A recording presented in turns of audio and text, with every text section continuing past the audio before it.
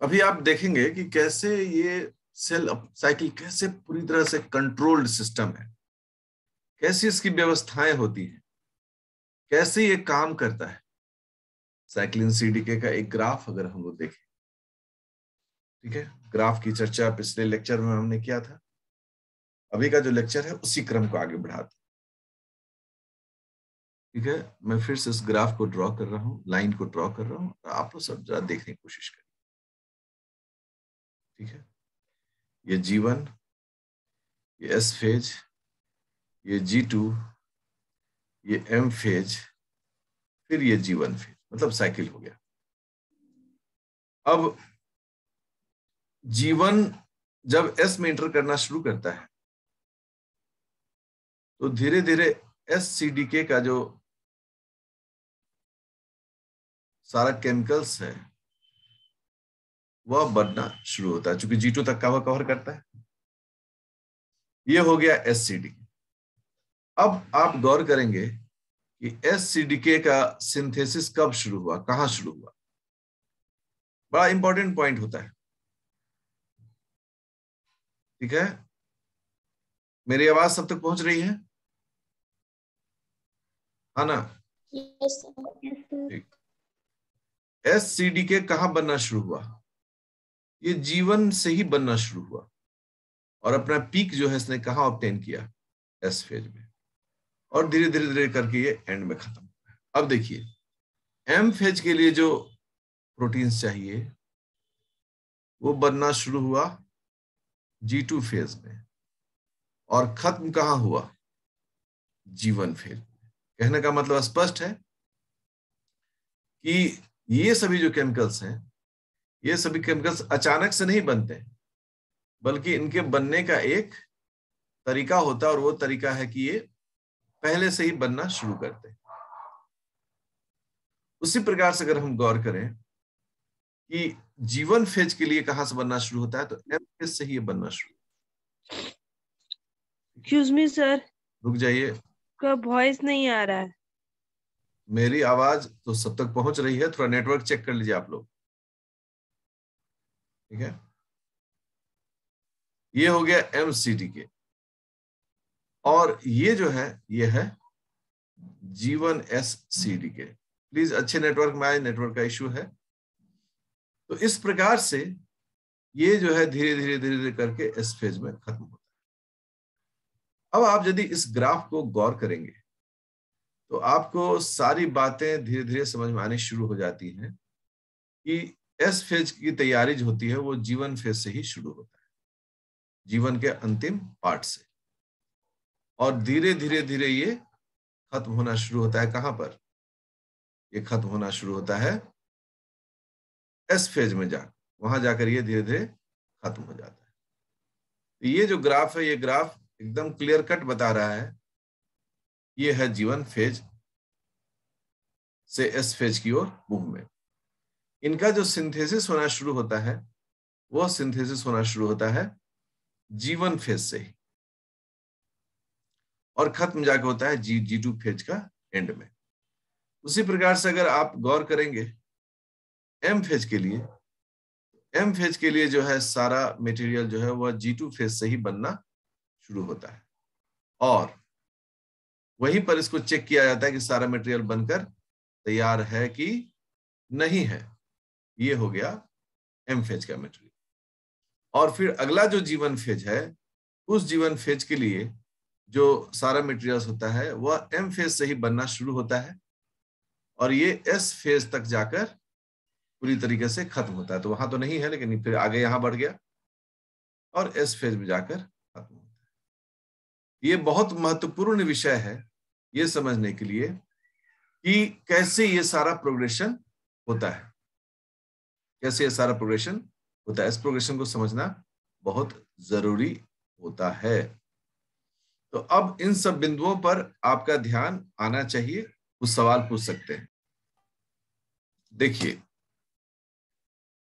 Clear cut यह बताता है कि जैसे ही G1 CDK खत्म होना शुरू हुआ है, अर्थात कि वो जो फर्स्ट चेक पॉइंट है हमारा, that is called G1S check point, उसको क्लियर कर लिया है।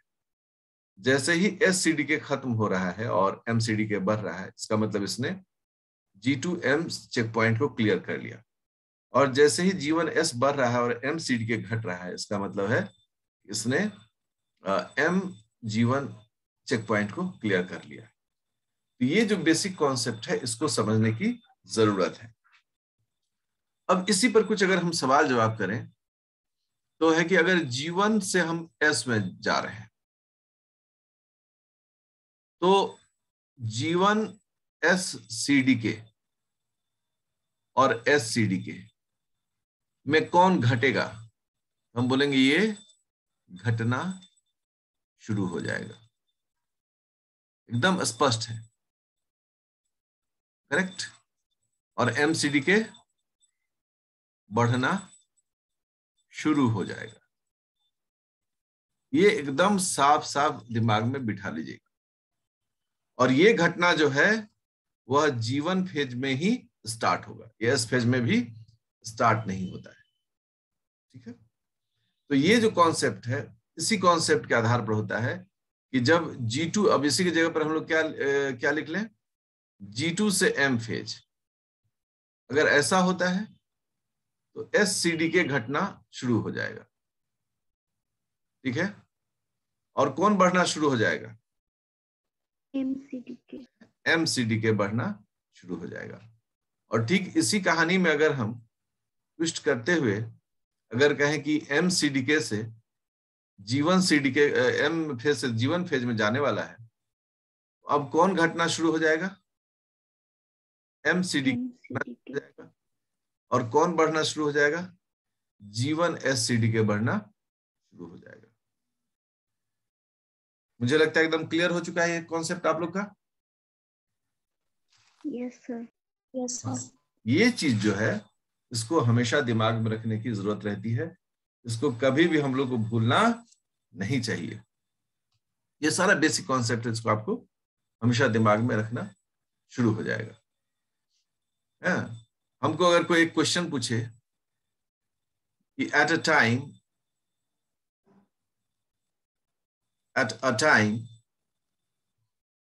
cell is witnessing the downfall of cyclin B, but increase in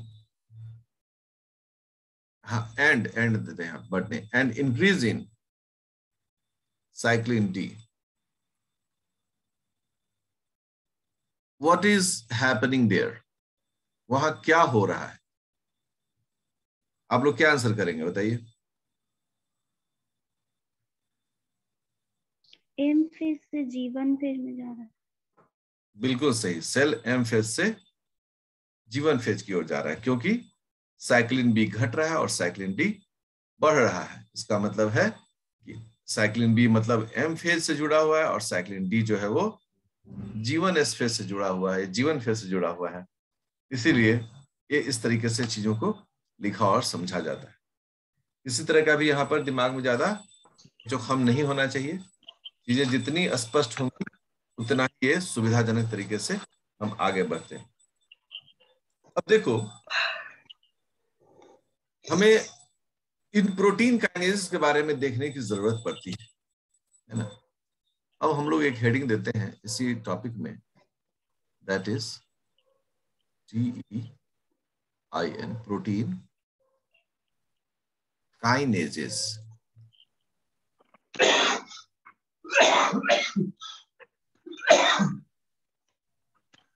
सब लोग म्यूट रखिए, ठीक है ना। प्रोटीन काइनेजेस की अगर बात हम करें, ये क्या है? अ ग्रुप ऑफ एंजाइम्स, एक एंजाइम्स का ग्रुप है, group of enzymes that perform phosphorylate transfer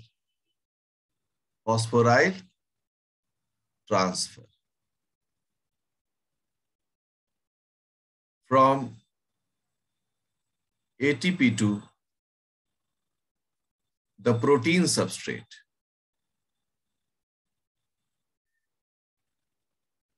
science है भैया, हम तो सीधी बात करेंगे। काइनेज का मतलब होता है वो ग्रुप एंजाइम का है जो क्या करता है, फॉस्फोराइल ट्रांसफर। और प्रोटीन यहां पर क्या है, सबस्ट्रेट है, तो प्रोटीन सबस्ट्रेट हो गया।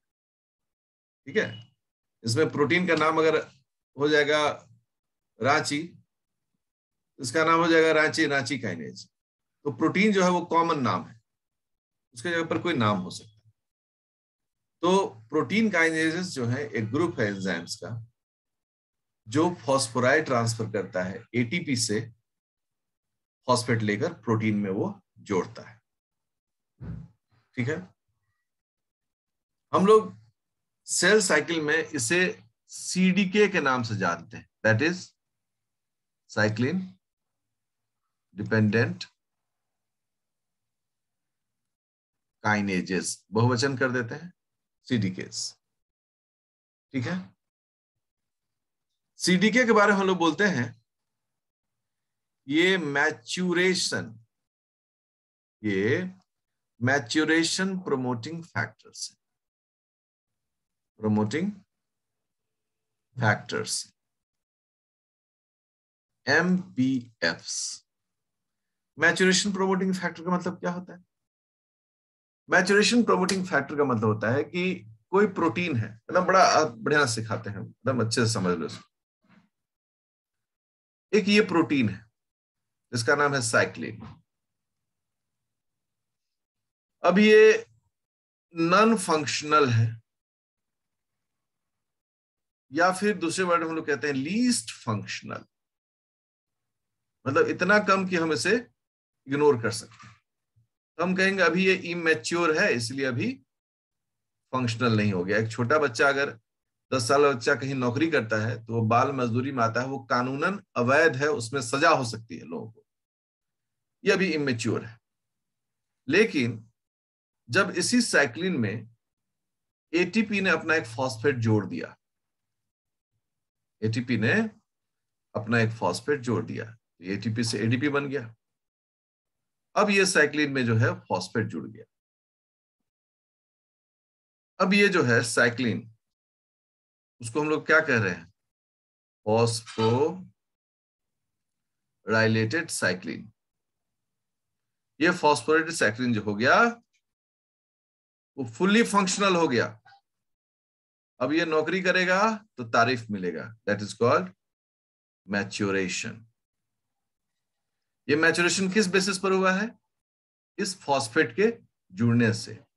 और एंजाइम का नाम जो है वो है साइक्लिन डिपेंडेंट काइनेज, मतलब सीडीके।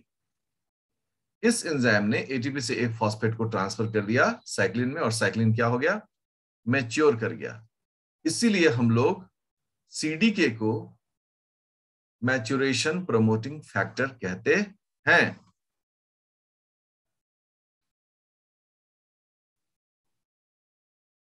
हम लोग बोलते हैं कि जो सीडीकेज हैं, ये जो प्रोटीन काइनेज है, तीसरा स्टेटमेंट, वो क्या है, they regulate cell cycle control system, मतलब C3S जिसको हम लोग कहते हैं। इस सेल साइकिल का पूरा कंट्रोल इन्हीं सीडीकेज के हाथ में होगा। जैसे जैसे ये काम करेंगे वैसे वैसे सारी घटनाएं होंगी, इसमें कोई संदेह की बात नहीं है। उसी आधार पर ये टोटल काम करता है। हम लोग कहें कि ये जो सीडीकेज होते हैं, मतलब प्रोटीन काइनेजेस, दे प्रिंसिपली, या दे, हम प्रिंसिपली भी नहीं लिखते हैं, प्रिंसिपल में तो फिर होगा कि बाकी काम करेगा नहीं।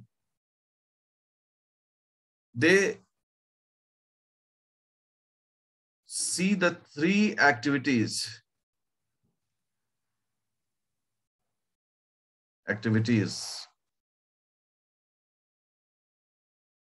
of the cell cycle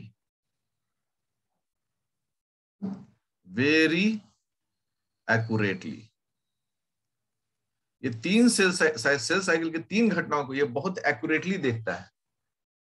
उसको उसमें अगर कोई गड़बड़ होता है तो फिर ये सीडीके जो है उसको ठीक करने की कोशिश करता है। पहला, डीएनए रेप्लिकेशन, कहीं कोई गड़बड़ नहीं होना चाहिए इसमें।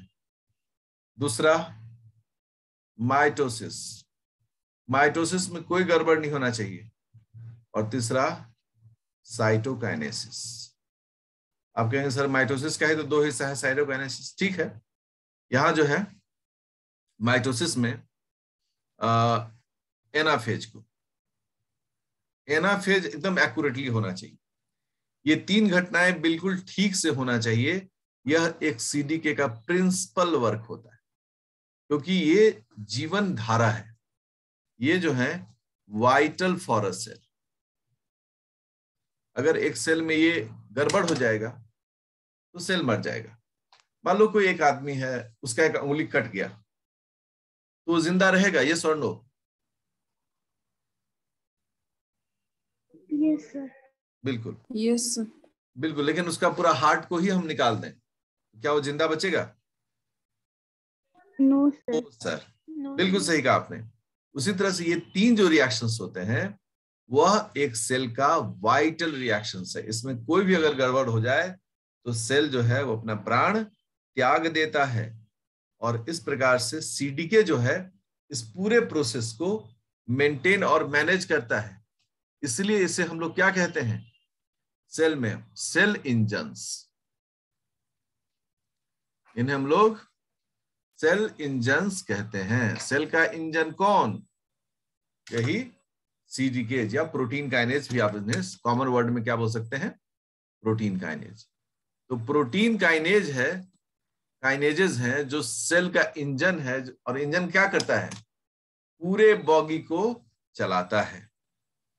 तो कोई भी सेल में एक्टिविटी हो रहा है, सेल में कोई भी एक्टिविटीज अगर हो रही हैं, वो यही इंजन्स होते हैं जो पूरे सेल के अंदर में इसको रेगुलेट करता है। अगर आप ग्लाइकोलिसिस देखिएगा तो hexokinase, pyruvate kinase, PGA kinase, मतलब इसके बिना कोई काम ही नहीं होना है। कहीं भी आप देखेंगे काइनेजेस बहुत ज्यादा पावरफुली यूज किए जाते हैं, ठीक है। तो ये जो सीडीकेज होते हैं ये हर फेज को बहुत बारीकी से चेक करते हैं। जैसे अगर मान लो कि हम एक एम ही फेज करें, एम फेज एंड सीडीकेज, ये एम फेज और उसका इंजन, हम इसको सिंपल बोल सकते हैं एम फेज और उसका इंजन। इंजन कौन है यहां पर? इंजन जो है वो सीडीके है। ये जो है वो किसको कंट्रोल करता है? Control chromosome condensation. Condensation, chromosome का जो कंडेंसेशन होता है, सिकुड़ता है, जो कि हम लोग प्रोफेज में कहते हैं, उसको ये रेगुलेट करता है सही तरीके से, ठीक है। Breakdown of nuclear envelope, breakdown of nuclear envelope मतलब न्यूक्लियर मेम्ब्रेन को ये ब्रेकडाउन करता है। ये भी घटना किसका है? प्रोफेज का है, एकदम ठीक ठाक करवाएगा। इसके अलावा स्पिंडल असेंबली, इसमें स्पिंडल जो है वो सही तरीके से क्रोमोसोम से जुड़े और अपोजिट पोल में रहे। ये भी कहाँ होता है? प्रोफेज में। आप गौर करने की कोशिश करें कि ये इन सबको रेगुलेट करता है। अगर कहीं इसमें गड़बड़ी हो गया तो एक सेल का सारा खेल जो है वो चौपट हो जाएगा और एक सेल मृत्यु के कगार की ओर बढ़ना शुरू करेगा। कोई सेल नहीं चाहता है कि वो मरे, हर सेल अपना जीवन जीना चाहता है। जितना उसका उम्र है, जितनी उम्र है उस उम्र को वो जीना चाहता है। इसीलिए उसको इस इंजन की जरूरत पड़ती है जिसको हर पल प्रतिपल इसको प्रोटेक्ट करता है, सेव करता है। तो नेक्स्ट क्लास जो हमारा होगा उसमें हम लोग इसी सीडीकेज, साइक्लिन और कुछ एक्सपेरिमेंट जो है उसको हम लोग देखेंगे अपने अगले क्लास में।